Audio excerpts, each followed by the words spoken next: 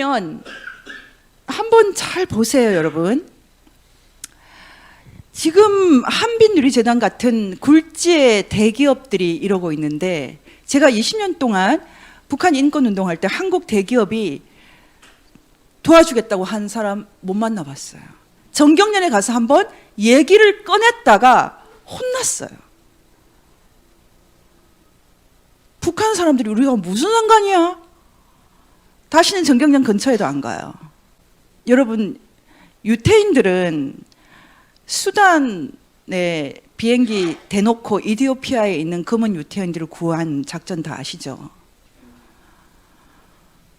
유태인은 사람이고 북한 사람은 사람이 아닌가요?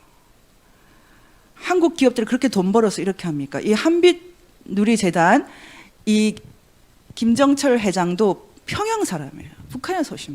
도대체 이분들이 왜 이러시나?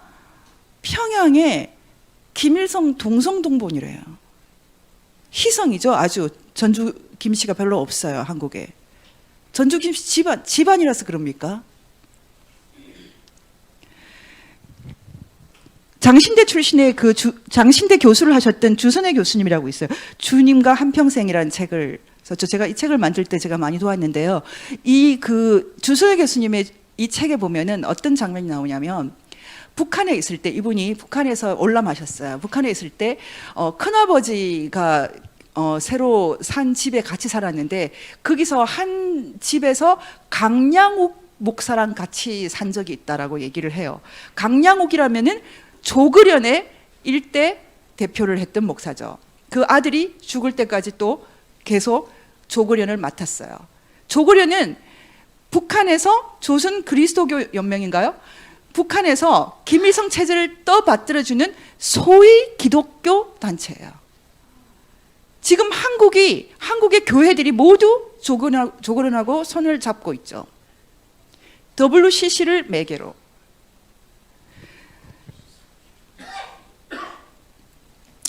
정의구현 사제단은 내놓고 하지만 한국의 그 많은 교회들 정말 이래도 되는 건가요? 그러면 한번 그 다음 장면을 보겠습니다. 그럼 좋습니다. 다시 가겠습니다. 사람 중심? 그 다음 장면, 사람 중심 관악특별구.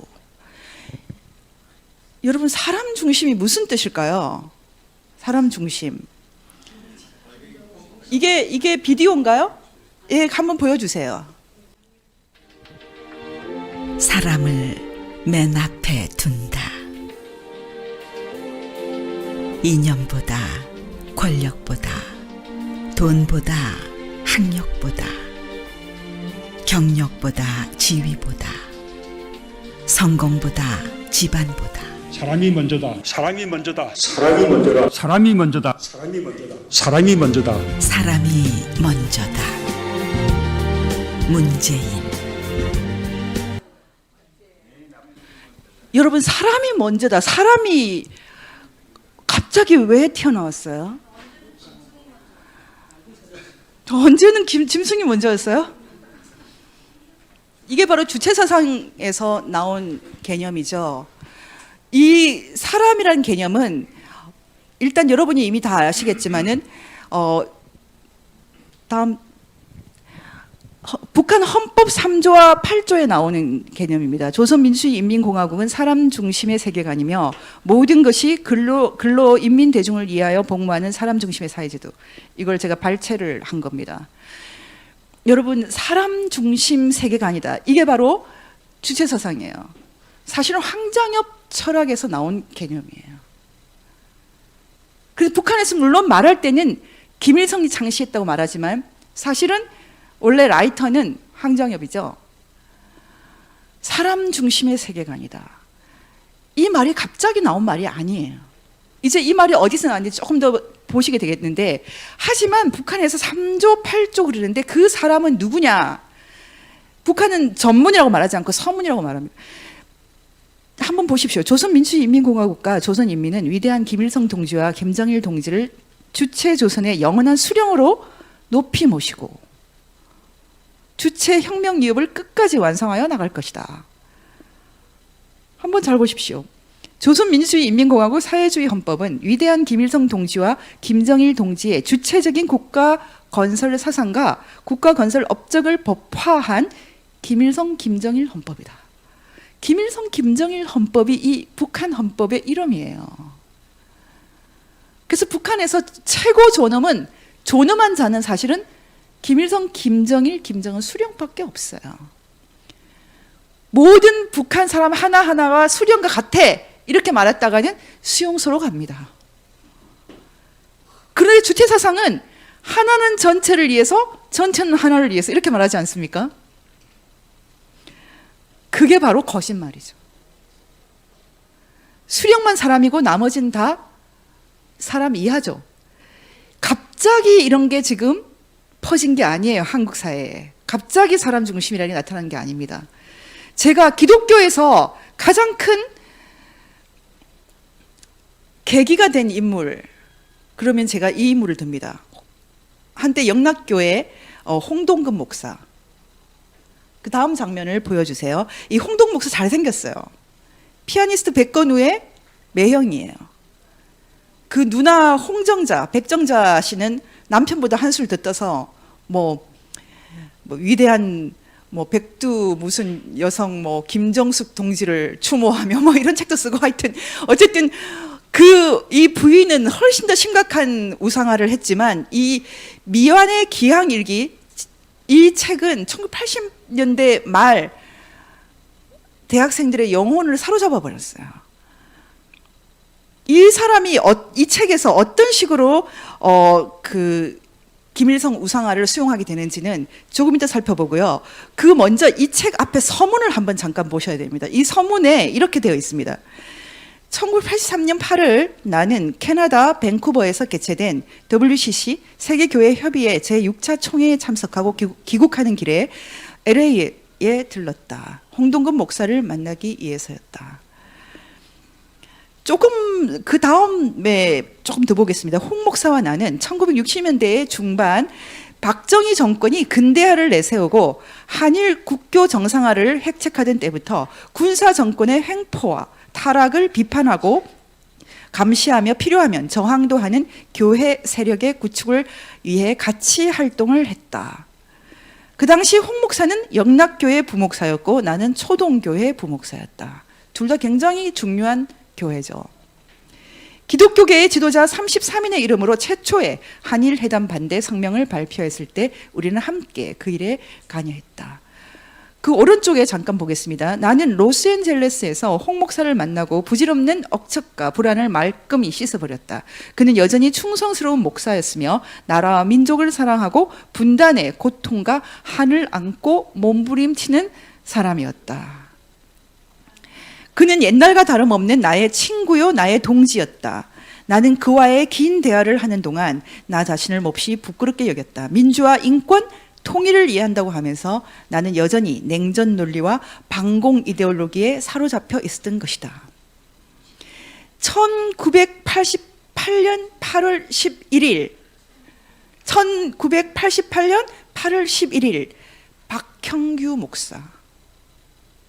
박형규 목사는 참으로 아이러니컬하게도 한 10년 전쯤에 북한의 정치범 수용소 해체를 주장하면서 북한에 들어갔던 로버트 박 집안의 사람이에요.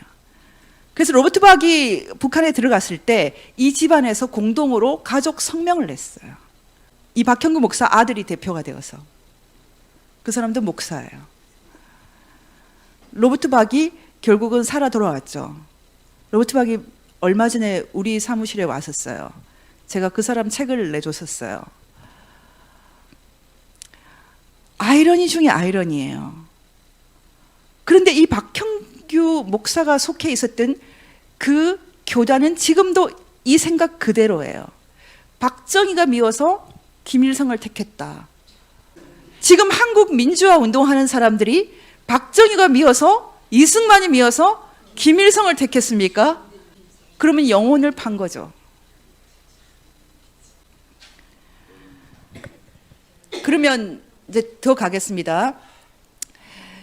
제가 이 내용을 많이 읽으면 너무 힘이 들어요. 아까 그래서 이제 저희 여기 간사님한테 좀 뽑으라고 했더니 자기도 힘들다고 또 다른 사람한테 맡겨요. 그래서 돌고 돌고 돌아서 겨우 이제 몇 구절만 뽑았는데 제가 읽어드리겠습니다.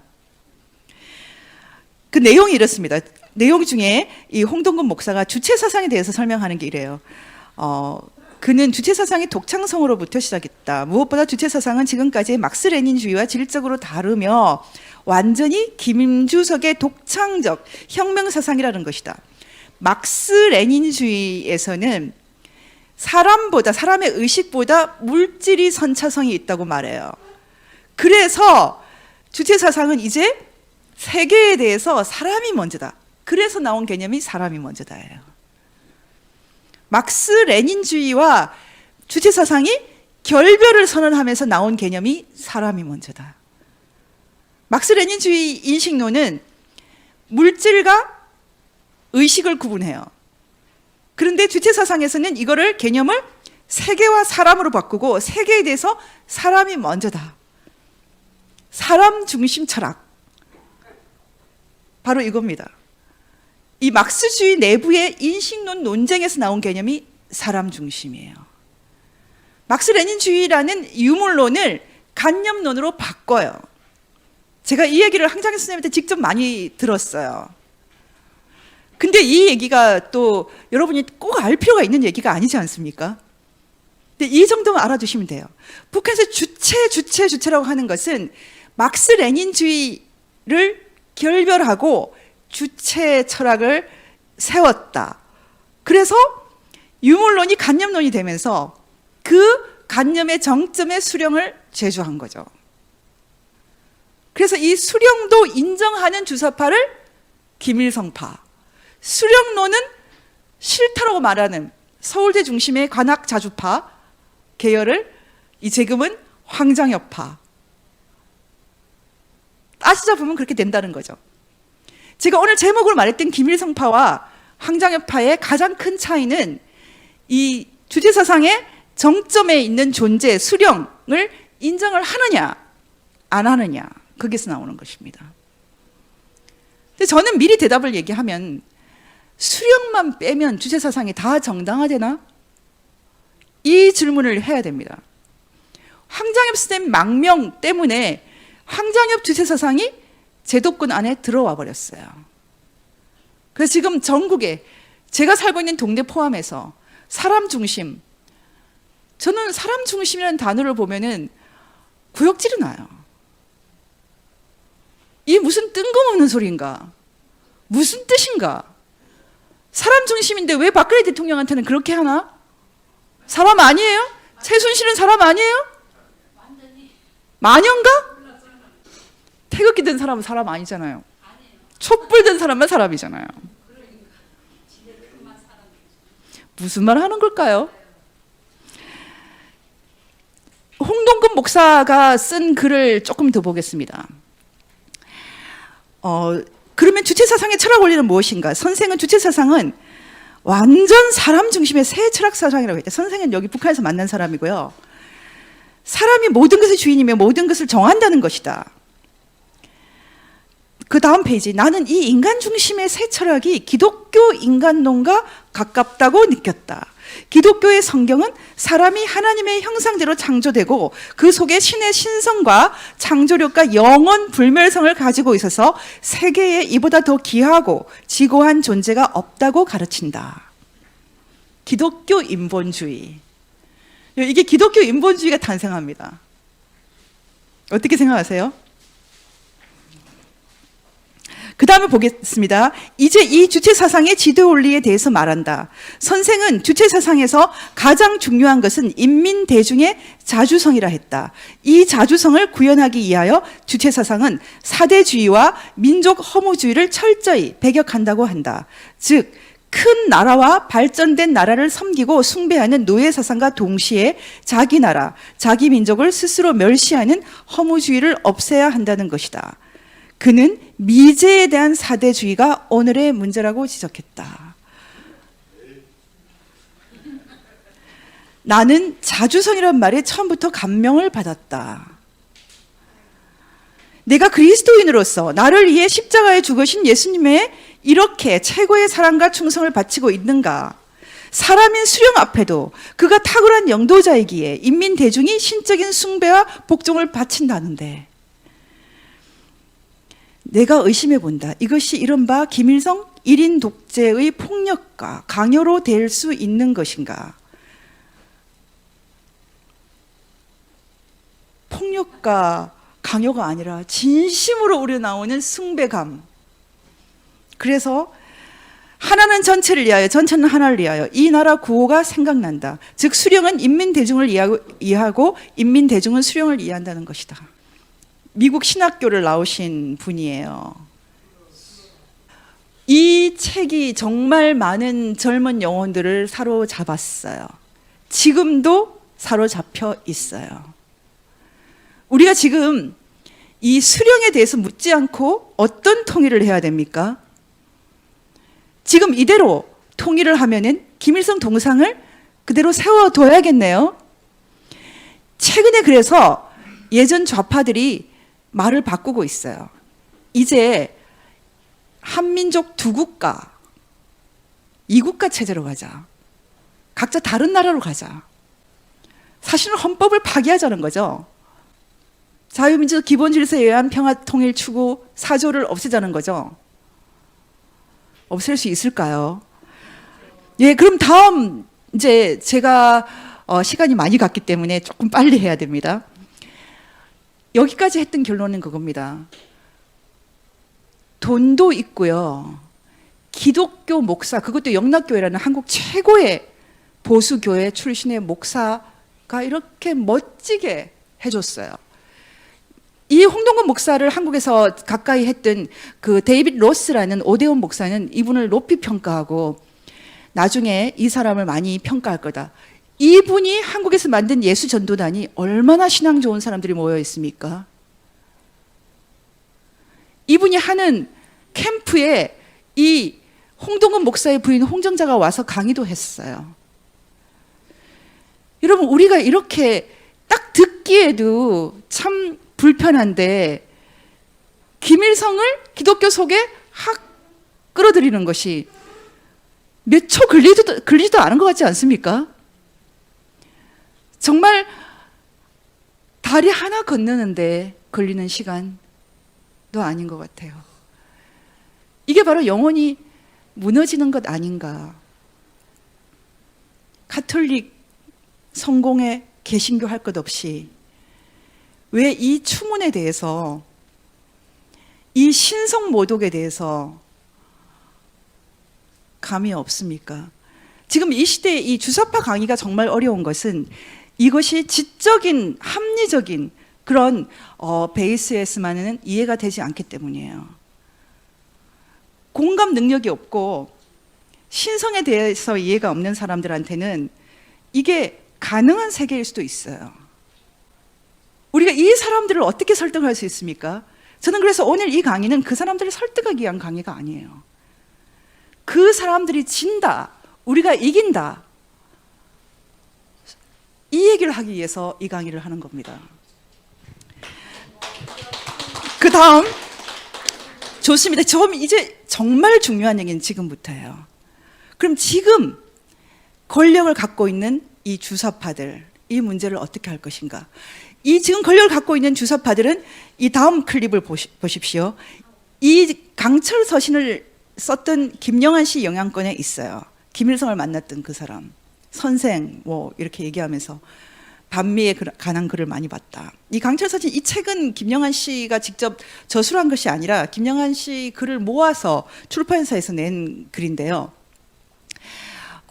이 강철 서신에 한번 그 다음 클립을 보시면 사진이 있어요. 이 사진이 모택동의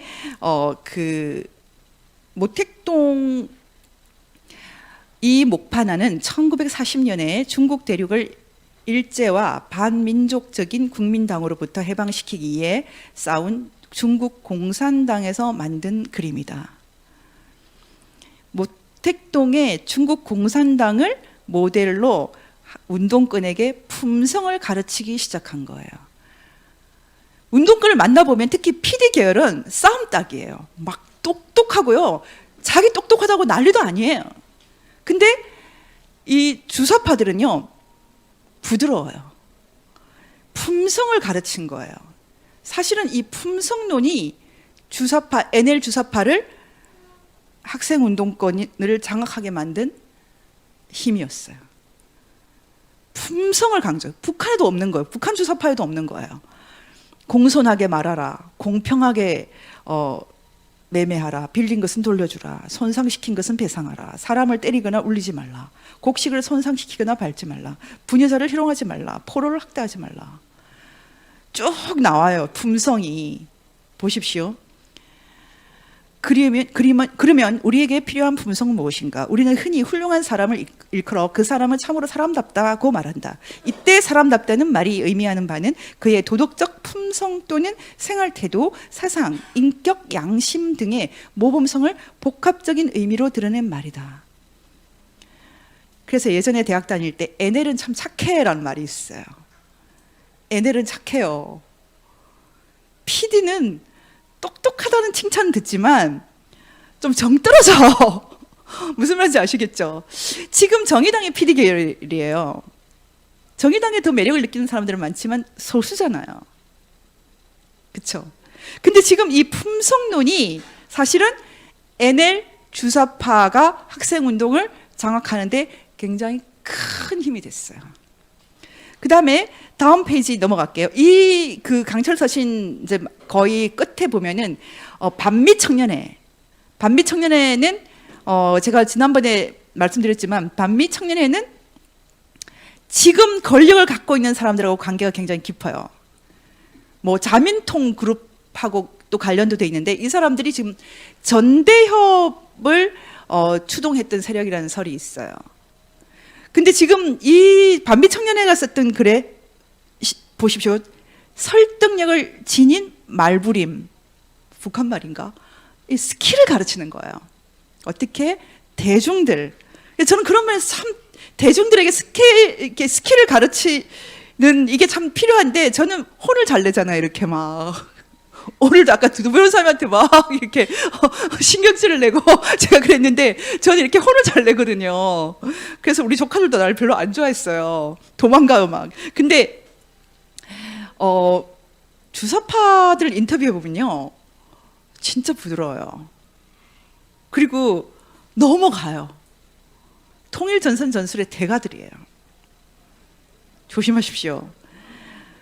시민 여러분, 우리는 용공이 아닙니다. 우리는 친공도 아닙니다. 우리는 반미입니다. 1980년대 이후로 이 반미가 이제 우리 사회를 휩쓸기 시작했죠. 반미가 우리 사회를 강타했던 이유 중에 하나가 사람들의 열등감을 자극했어요. 강자를 미워하라. 미국은 강하다. 부자는 강하다. 부자를 미워하라. 또 그 다음에 제가 잠깐 소개를 하는데 다시 쓰는 한국 현대사. 이 책이 사람들의 영혼을 사로잡는데 굉장히 큰 역할을 했어요. 이 책에 다른 건 다 제가 접고 그 중에서 이승만 대통령에 대한 평가만 보겠습니다.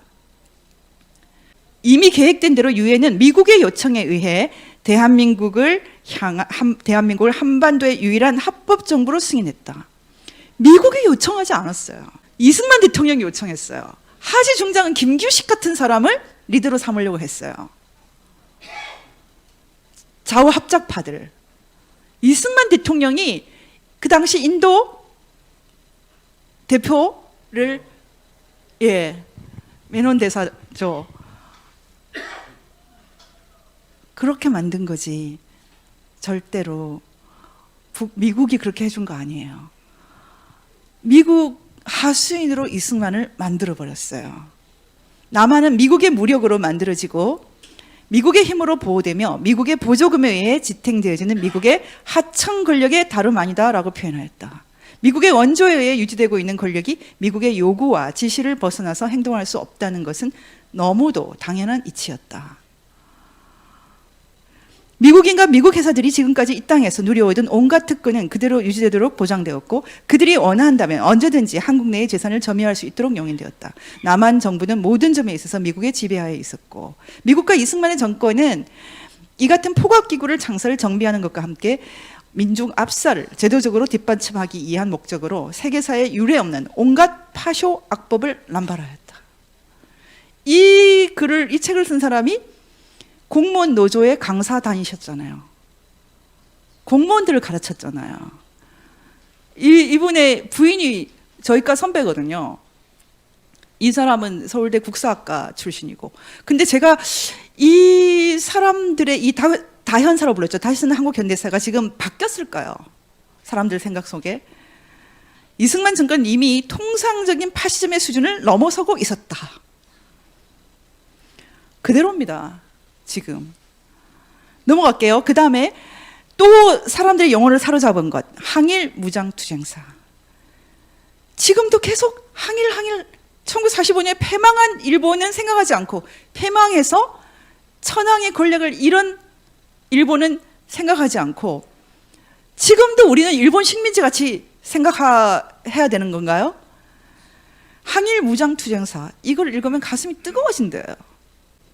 지금 전대협 정권이라고 그러죠. 전대협 1기 이인영 의장 국회의원입니다. 2기 오영식 코레일 사장입니다. 3기 임종석 비서실장입니다. 4기 송갑석 씨는 김일성이 건강해 보여서 기분이 좋다고 말한 사람이죠. 최근에 납북 대신 실종으로 바꾸자고 한 사람이죠. 국회의원이에요.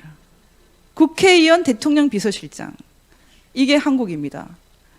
중요한 것은 이 상황에서 한국 사람들이 행복하게 산다는 거죠. 행복하게 산다는 겁니다.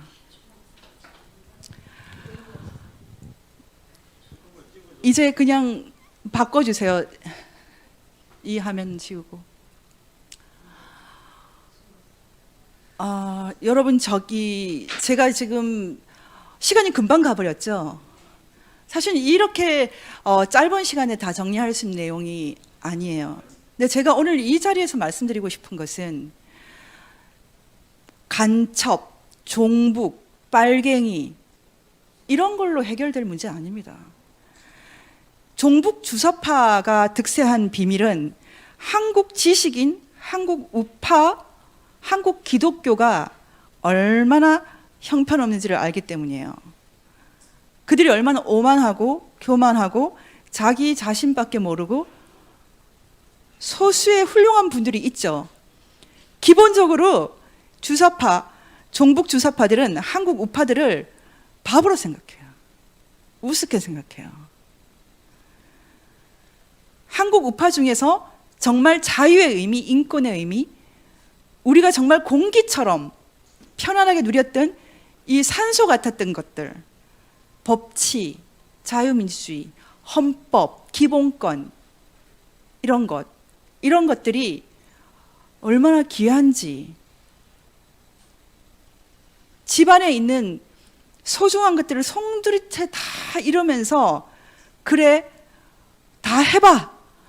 공산주의, 주사파 다 해봐. 그렇게 마음이 좋습니까? 제가 오늘 이 자리를 통해서 말씀드리고 싶은 것은 분명히 말씀드릴 수 있어요. 한국 우파 별로 강하지 않을 수 있어요. 좌파 마찬가지예요. 하지만 한국 사람들은 우파도 아니고 좌파도 아닌 한국의 보통 사람들 굉장합니다. 김일성이를 우상화하고 김일성 동상을 세워놓고 통일하는 거 불가능합니다. 누구 마음대로? 저는 어쩌면 이 시간이 한국 좌익들이 막다른 골목에 다는 이 시간이 이제 진짜 좋은 통일을 하는 시작인 것 같습니다. 하나는 죽고 하나는 사는 생명과 죽음이 각축을 하는 이 시대에 한국의 보통 사람들은 건강하고 좋은 이념을 갖고 있어요. 분명히 승리할 거라고 생각을 합니다. 노예 해방, 미국의 노예 해방 과정을 통해 보는 통일, 그러니까 자유 통일에 대해서 도 변호사님이 앞으로 2번 강의하실 텐데요. 다음 주부터 하실 텐데, 그래서 오늘 마지막으로는 저희가 같이 노래를 하나 불렀으면 좋겠어요. 노예 해방 시절 미국에서 만들어진 찬송가예요. 지금 많은 사람들이 한국의 갈등이 좌우 갈등이라고 합니다. 좌우 갈등이 아니에요.